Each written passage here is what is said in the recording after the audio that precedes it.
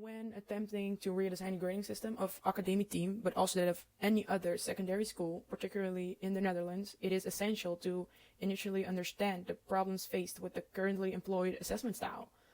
To do that, we visited the school and interviewed the students and teachers in regards to their experiences with the current grading system, as well as their opinions on how does this particular system succeed in supporting the school's main ideas, those being having no grades and working with big questions.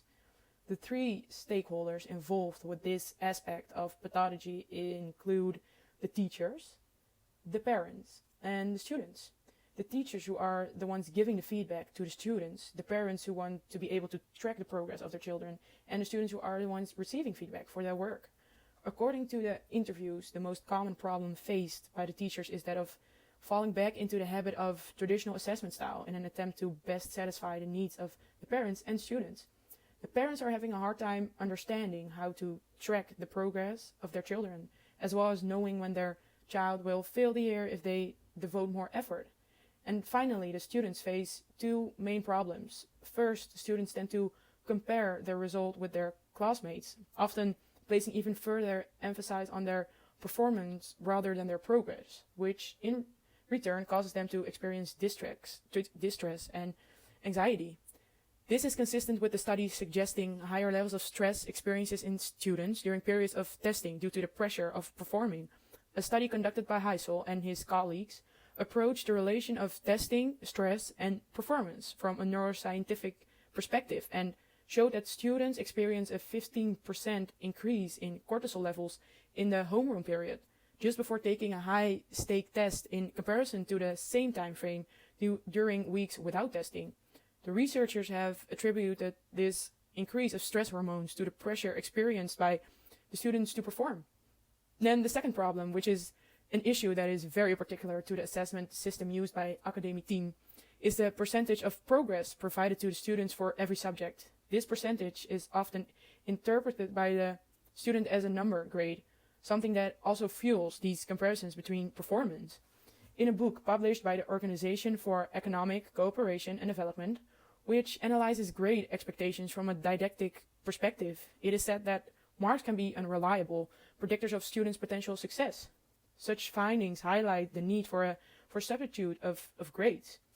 In an attempt to converge to the issues identified by all three parties, while also avoiding to use any grading, and with grading we refer to the traditional definition of grades in the form of letters and or numbers, we came up with another assessment system that works with colors, and this is the color bar system. For every subject, the students will have a different color bar. Each color section will represent one theme of the subject as defined by the curriculum. Therefore, the number of color sections within these bar will be determined according to the number of themes of the particular subject. So, for example, this bar has 5 different themes with its own colors. But it's also possible, for example, a course that has only 3 themes. So you will only have the first 3 colors. And in these themes, that will give your progression for the course. And this could be, for example, maths. And then the first theme could be algebra or calculus. And then the second theme could be calculus. And the third theme, trigonometry. And then also, like, a course could have 5 themes. For example, a language. And it will have 5 different color sections within the color bar. So you have the 5 themes that are within these themes. You can get, as a student, get your goals. And then the first theme could be grammar and oral, listening, essay writing, and vocabulary. And students will be assessed separately for every theme within the subject. Students can have a choice as to how they are going to be assessed, as they can choose between 3 smaller assignments for every theme or 3 bigger assignments. The small assignments are the minis, represented by the graph by the solid lines, and the bigger assignments are the maxis, represented by the dotted lines. The lines on the graph indicate what is the maximum that the students can receive for that assignment according to the color spectrum. Giving students the freedom of choosing the manner in which they are going to be assessed runs parallel with the premises of personalized learning. In a study conducted by Holmes, it is highlighted how, dating back to the origin of educational system, students can have never had a say in the curriculum, pedagogy, nor the assessment system, just as the research suggests it is time for students to have a voice in their academic nurturing.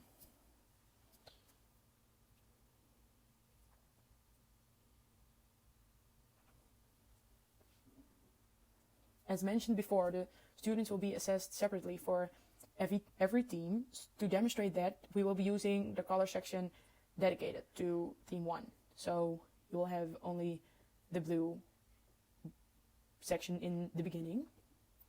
Each assignment will be assessed according to how many of the goals the student has achieved through the assignment's content and presentation. So this is an example of 3 minis, and within the minis there are the goals that the student should achieve. So 1 mini has 3 goals. Then the purpose of these goals is so that there is more objectivity in the manner in which these assignments are assessed, but there is a freedom for the student to choose between a maxi or a mini. So this is the same theme, only the student chose for a maxi. So there are 5 main goals within 1 maxi instead of 3 minis, and then within the mini 3 goals.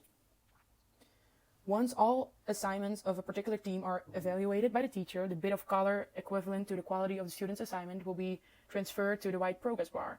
For the student to complete the class, they should have fully filled the white bar. Under the white bar, there will be an indication to the level that the student is currently following, so H for HAVO, VM for VMBO, and VW for VWO.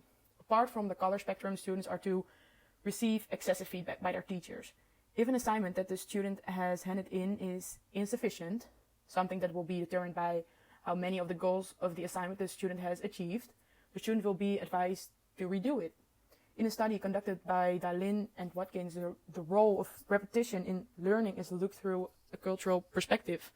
Results show that the intention of both memorizing and understanding, as experienced by students in Hong Kong, may arise from being simultaneously aware of its inherent benefits in learning, which were listed by the researchers as a deep impression on the mind and discovering new meaning.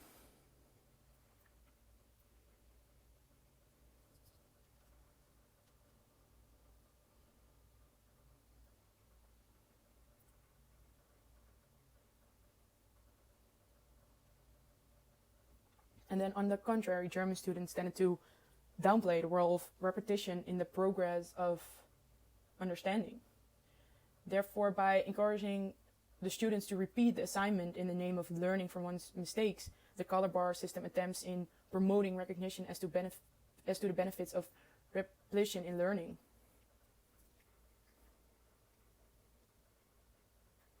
The white progress bar that the teacher will see can be slightly different than the one the student and parents have access to. The white progress bar the teacher will have access to will also know how many trials the particular student has attempted until their assignment is good enough, which is determined by the number of goals they have achieved. The reason behind the number of trials not being included in the white bar that will be accessible to the student and parent is so that no comparing taking place among students and the number of trials are not misinterpreted by the parents as a number grade.